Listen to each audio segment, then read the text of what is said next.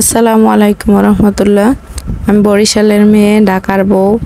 তো আমার বিয়ে হয়েছে ঢাকা। তো বরিশাল আসছে অনেক দিন পরে। তো এসে এই যে লতি টোকাইতে নামছি, আমরা আবার ঢাকা চলে যাব। তো ঈদের পরে আসছি, তো আবার চলে যেতে হবে, সেই জন্য এই যে লতি নিয়ে যাব। আর এই যে আমাদের গ্রামে বরিশাল অঞ্চলে সেরকম কোনো সবজি চাষ হয় না। এই যে মাঠ কিন্তু শুধু শুধু খালি পড়ে থাকে, কিন্তু কেউ কিছু চাষ করে না। কেন যে চাষ করে না তা জানি না, কোনো সবজিই দেখি না। মানুষ কি অলস, নাকি মাটিতে হয় না, নাকি পানি নাই সেই জন্যে তো জানি না। আমরা ছোটবেলা থেকে দেখি যে ধান হয় একটা সিজন, আর পুরো সময়টাই খালি পড়ে থাকে। তো ফ্রি ফ্রি শুধু এই কচু গাছই হয়ে থাকে। এই কচু গাছ থেকে শুধু লতি আর কচুই খাওয়া যায় ফ্রি ফ্রি, আর কিছুই খাওয়া যায় না, তেমনি পাওয়া যায় না। সবজি চড়া দামে বাজার থেকে কিনে খেতে হয়। তো যাই হোক, বরিশাল আসলে একটু লতি খেতেই হয়, কচু খেতেই হয়, আবার কিছু নিয়েও যায়। আর অন্যান্য অঞ্চলের মানুষ দেখা যায় অনেক কিছু সবজি টবজি হাবি জাবি নিয়ে আসে। তো আমরা সেরকম কিছু নিতে পারি না। তো আমার বাবা ভিতরে একটু লাউ গাছ, কুমড়া গাছ লাগায় বাড়ির ভিতরে। তো ওখান থেকে কুমড়া শাক নিব, লাউ শাক, এইরকম আর কি, টুকটাক পেঁপে। তবে এই ক্ষেত খামারে যে প্রচুর পরিমাণে ধান খেতে যে সবজি লাগায়, সেটা আর চাষ হয় না এরকম করে। তো এরকম করে কিন্তু প্রচুর লতি আছে। তো এগুলো শুধু আমি একা নিব না, আমার বোনেরা কিন্তু নিয়ে যাবে। আমার বড় বোন, আমার ছোট বোন, আমি আলাদা আলাদা করে নিব। সেজন্য কিন্তু অনেক লতি তুলতে হবে। যে এটা আমার ছেলে, ওর আবার মাদ্রাসা খুলবে, তাড়াতাড়ি যেতে হবে। এই যে দেখেন কত পরিমাণ লতি তুলছি আমরা। তো এখান থেকে কিছু কিছু নিয়ে যাবো আর কি, ভাগযোগ করে। আর এই যে আমাদের বরিশালে কিন্তু এরকম উঁচু উঁচু মাটির বাড়ি, কারণ পানি উঠে কয়দিন পরে কিন্তু পানি উঠবে। যদি উঁচু বাড়ি না করে তাহলে কিন্তু ঘরে পানি উঠবে। আর এগুলো পুরাই মাটি, মাটির উপরে ঘর বসানো। তো বরিশালে বেশিরভাগ যাদের মাটির বাড়ি তাদের কিন্তু সবার এরকম উঁচু উঁচু ঘর থাকে। যাই হোক, এখানে কিন্তু এই যে পুঁই শাক আছে, পুঁই শাক এই যে বাড়ির ভিতরে লাগাইছে, একটু শাক পাতা, এখানে কচু শাক, পুঁই শাক আর কুমড়া শাক নেওয়া হয়েছে। এগুলো কাটাকুটো হয়ে গেছে, কেটে কুটে নিয়ে যাব। এগুলো আরো নিয়ে যাবো। এই যে এখানে দুধ কচুর চারা, আর এখানে পান চারা, আর দেশি ধনিয়া পাতার চারা, ধনিয়া চারা। ওই যে এখানে মায়ের আছে, এখান থেকে বেশি নিব না। তো ছাদে লাগাবো, তো এই জন্য অল্প নিয়ে যাব। একটা হইলে এটা থেকে অনেক বেশি হবে, সেই জন্য বেশি নিব না। এগুলো হচ্ছে মিষ্টি পানের গাছ। এই চারাগুলো কিন্তু আমি আমি আমার মাকে এনে দিয়েছিলাম। তো আমার জাত নাই, মায়ের একটু একটু ফালানো আছে। তো সেখান থেকে আমি আবারও এই পানগুলো নিয়ে লাগাবো ঢাকায়। তো এখানে আমার ভাই নারকেল গাছে উঠছে, নারকেল পাতার কি শলা বের করে নিয়ে যাবে। আবার ডাবও খাওয়া হবে, ডাব সব জামাইদের ডাব খাওয়াবে। তো সেই জন্য ডাব পাড়তে উঠছে, আর সাথে আর কি নারিকেলের পাতা কাটবে।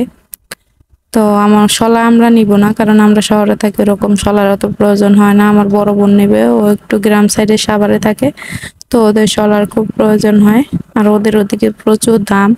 সেই জন্য কিন্তু ও বাবার বাড়ি আসলে কিন্তু ও শলা নিয়ে যাবেই। এটা যে দেখতে পাচ্ছেন এই পিছনের, এটা পিড়া। এই যে মাটির উঁচু উঁচু এটাকে বলে, এই যে বাড়তি টুক, এটুকু বলে পিড়া।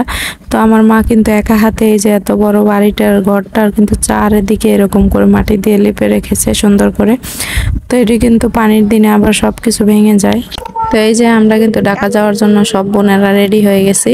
এই যে আমার দুলাভাই আছে, আর আমার হাজবেন্ড আগে চলে গেছে, ওনার অফিস টাইম আগে, সেজন্য উনি আগেই চলে গেছে 2 দিন।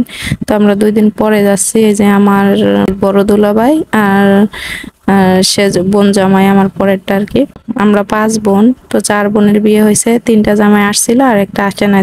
এখন আমরা বিদায় নিয়ে যাব, সেই জন্য শ্বশুরের সাথে একটু ছবি তুলতেছে স্মৃতি রাখার জন্য। আমার বাবা খুবই অসুস্থ, আমার বাবার অনেক বয়সও হয়েছে, সেই জন্য কিন্তু আমার বাবা অনেকটা দুর্বল হয়ে গেছে। এখানে 2টা অটো আসছে, এটাতে করে আমরা এই যে আমার ছোট বোন খুবই শরম পায়, সেই জন্য কিন্তু সবার সাথে ছবি তুলেও নাই।